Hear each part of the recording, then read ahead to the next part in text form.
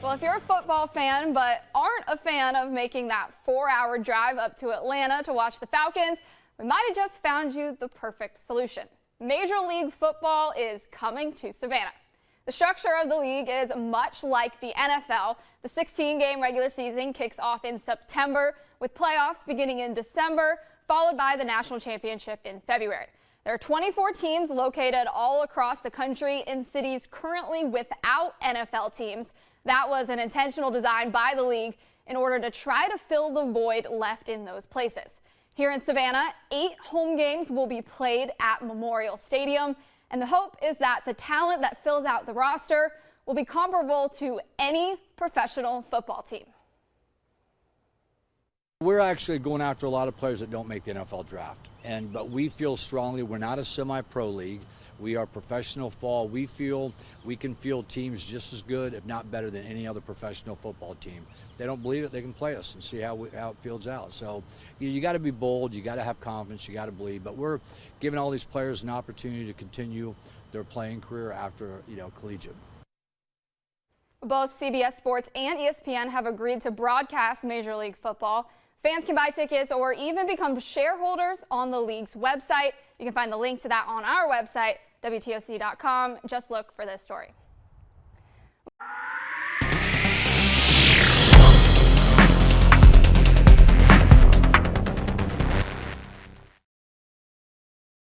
Good afternoon, Major League Football fans. Welcome to this week's episode of Building It. I am your commissioner, Adam McClain. We just got back in town from a press conference tour. We went up to Savannah, met a couple of TV stations up there that did a story on Major League Football coming to Savannah. Met with the mayor, super great guy, Mayor Johnson. He is very excited about Major League Football coming to Savannah to represent our Georgia franchise. We did have a hiccup. Savannah State said they would not be able to house us, the Georgia franchise, for the home games due to their football program, but it actually worked out in our favor. We actually secured another stadium that's even a better stadium for us. And what we've learned so much in this whole endeavor. And guys, this is a huge endeavor. We're talking 24 teams across the country. I mean, look what happened with the A's and the Raiders. How long they were going back and forth. Even where we are, the Tampa Bay Rays, they still don't have a stadium to play. I mean, they're playing over where the New York Yankees play over in Tampa, their spring training, but they don't have like the roof on top of the Tropicana still hasn't been replaced. They still don't know if they're going to stay in the area, if they're going to be sold. I mean, and that's just one team. So imagine what we are facing. But so the pressure's on, the pressure cooker is squeezed tight. We kick off in 3 months. We are doing everything and anything to make sure we hit that deadline.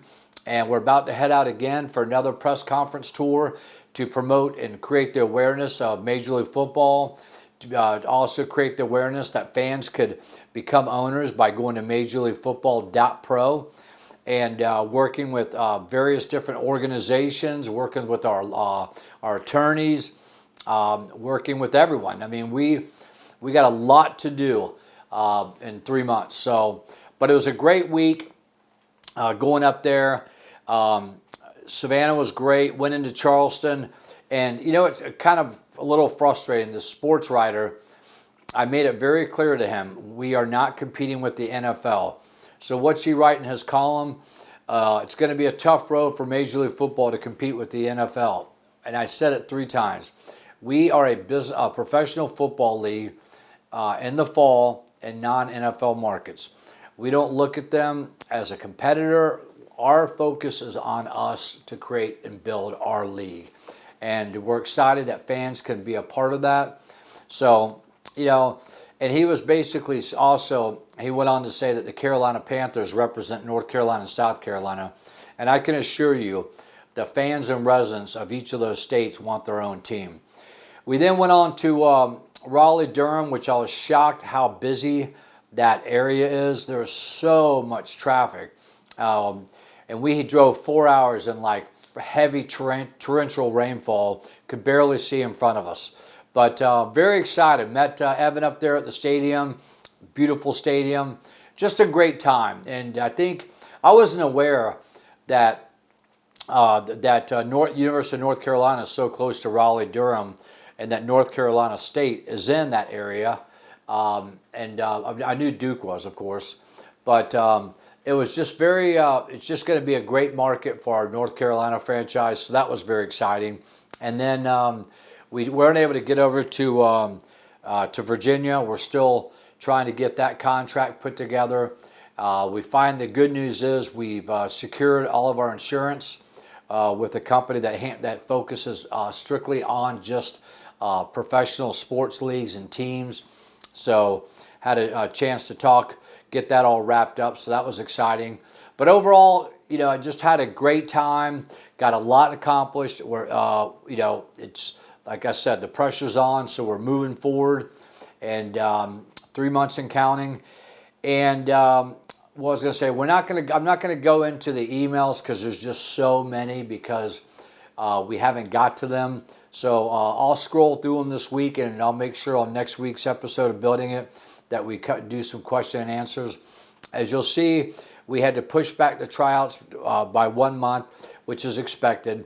And guys, the biggest thing I can say is expect change with us. We are a brand new professional fall football league in 24 markets across the country.